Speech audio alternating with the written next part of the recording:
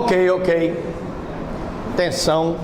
Vamos então para a segunda parte dessa aula. Aqui nessa segunda parte, nós vamos dar uma lida nos dispositivos do recurso ordinário no novo Código de Processo Civil. E logo em seguida vamos ver a petição, né? Vamos então para o recurso ordinário. Serão julgados em recurso ordinário pelo Supremo Tribunal Federal os mandados de segurança, os habeas data e os mandados de injunção em única instância pelos tribunais superiores quando denegatória a decisão. Veja que aqui no Código de Processo Civil não tem habeas corpus, hein? Pelo Superior Tribunal de Justiça. Então, esse é um tipo de recurso ordinário no Supremo, e agora nós vamos ver o recurso ordinário no STJ. Os mandados de segurança decididos em única instância pelos tribunais regionais federais ou pelos tribunais de justiça dos estados, do Distrito Federal e territórios, quando denegatória a decisão. Primeiro tipo do recurso perante o STJ. Segundo tipo, os processos em que forem parte, de um lado, o Estado estrangeiro ou organismo internacional e de outro município ou pessoa residente ou domiciliada no país. O que me chama a atenção aqui? Primeiro, no recurso, nós estamos lendo o novo Código de Processo Civil. Então, no recurso ordinário,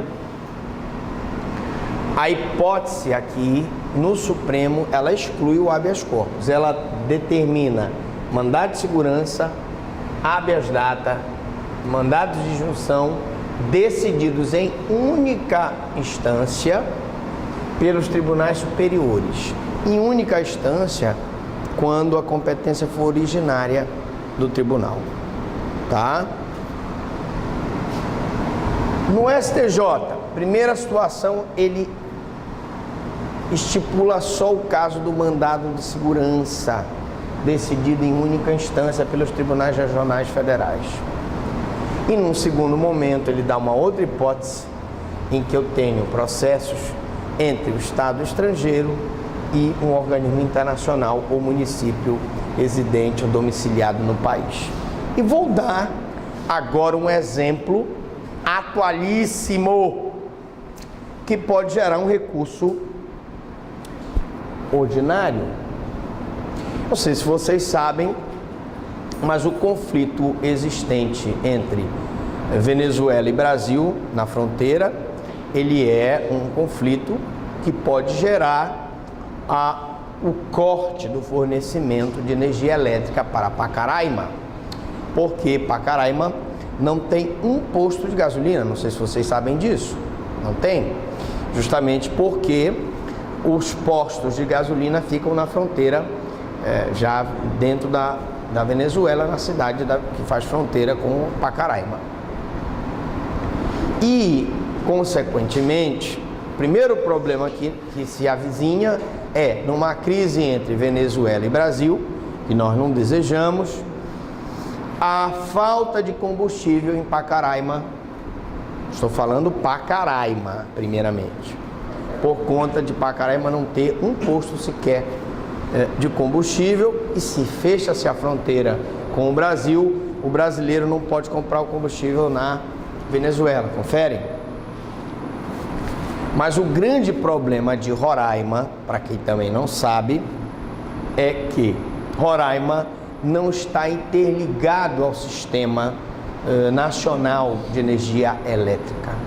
50% da energia de Roraima é fornecida pela Venezuela e os outros 50% é produzida através de energia de usinas termoelétricas.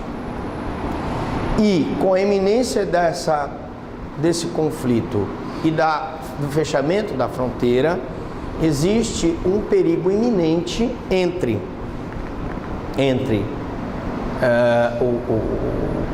existe a possibilidade de que o governo venezuelano corte fornecimento de energia elétrica para Roraima. Consequentemente, nós teríamos aí um apagão, um racionamento de 50% de energia elétrica do Estado. Isso poderia gerar um processo entre o Estado estrangeiro, a Venezuela, e um município, no caso Pacaraima, ou pessoa residente domiciliada no país. Porque todos têm o direito ao fornecimento de energia elétrica, todos têm o direito à aquisição de combustível, a gasolina, o diesel é necessário para a manutenção da economia daquele Estado brasileiro. Então, existe a possibilidade desse recurso acontecer lá, nessa hipótese, sim. E esse recurso seria julgado pelo STJ. Pronto. Já que nós estamos falando de crise na Venezuela, tá? Bom, vamos lá. O que temos mais aqui? Vamos agora para a nossa petiçãozinha, né? Eu peguei um recurso ordinário perante o Supremo. O esqueleto é o seguinte. Vamos lá. Força, gente. Firme. Não desista. Força. Peça de interposição direcionada ao Tribunal Superior que proferiu o acórdão. Então, o Supremo, ele está no topo da hierarquia, certo? Então, ele pode tanto julgar processo do STJ quanto dos tribunais superiores, todos. Seja direito do trabalho, seja direito militar e etc. Portanto, você vai encaminhar a peça, essa primeira peça, ao tribunal que proferiu a decisão. Excelentíssimo senhor presidente do Supremo Tribunal Federal. Então, nessa primeira peça aqui, eu encaminho para o juízo ACO. A partir daqui, eu já encaminho para o Supremo Tribunal Federal, colocando o número do processo, colocando aqui qualificação do recorrente, pessoa física ou pessoa jurídica, os autos do processo em epígrafe, que movem face de fulano de tal, inconformado com a decisão proferida às páginas, que vem interpor tempestivamente o presente recurso contra nome, prenome, estado civil, existência de união estável, profissão, endereço eletrônico, domicílio ou pessoa jurídica de direito CNPJ, concede tal recurso ordinário. Preste atenção. Nos termos do artigo, se é o Supremo, o fundamento é o 102, inciso 2A. Se é o STJ, é o artigo 105, inciso 2. Tá?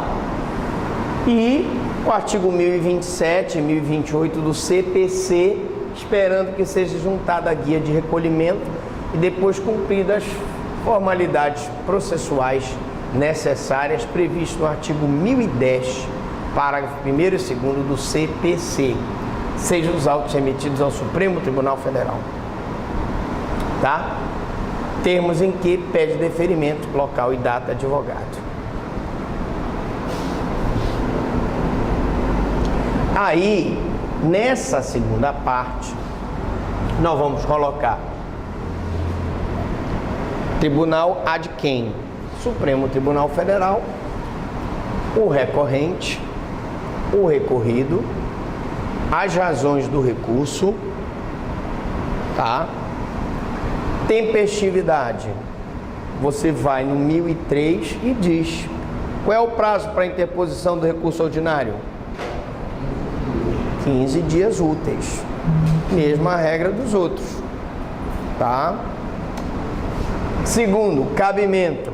Se é o 102, inciso 2, letra A, eu tenho uma hipótese de indeferimento de mandado de segurança, habeas data, mandado de injunção, em decisão em única instância do Tribunal Superior.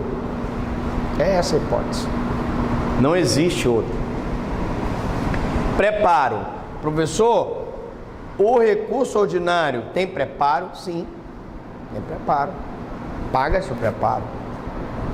Tranquilo. Breve relato dos fatos. Aí você vai contar a história, né?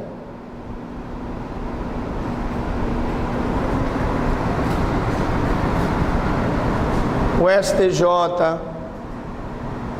foi movido pelo recorrente, mandado de segurança em favor da empresa tal no STJ com o objetivo de assegurar o direito líquido e certo. Contudo, o STJ indeferiu. Razão pela qual estamos entrando com um recurso ordinário. No pedido pelo exposto, o recorrente pede que o presente recurso seja conhecido e provido para que seja reformada a decisão recorrida e acolhido o pedido inicial de... O que é que você vai pedir? Se é um mandado de segurança, eu vou pedir o direito ao exercício líquido e certo meu. Se é um habeas data, o acesso à correção daquela informação. Se é um mandado de injunção, eu vou pedir para que aquela norma seja feita pelo órgão competente, que eu tenha direito àquele exercício daquele direito. E assim sucessivamente. Além da condenação do recorrido nos ônus da sucumbência. É que ainda a intimação do Procurador-Geral da República, se houver ordem pública aqui, normalmente há algum interesse público, o Procurador da República vai se manifestar no processo como custos legis. Se ele não for o impetrante, ele necessariamente se manifesta como custos legis. Em termos, pede deferimento, local e data advogado. Por que o Procurador-Geral da República? Porque, gente, é uma ação perante o Supremo Tribunal Federal. Supremo Tribunal Federal. Tá certo? Ok? Alguma dúvida, alguma pergunta?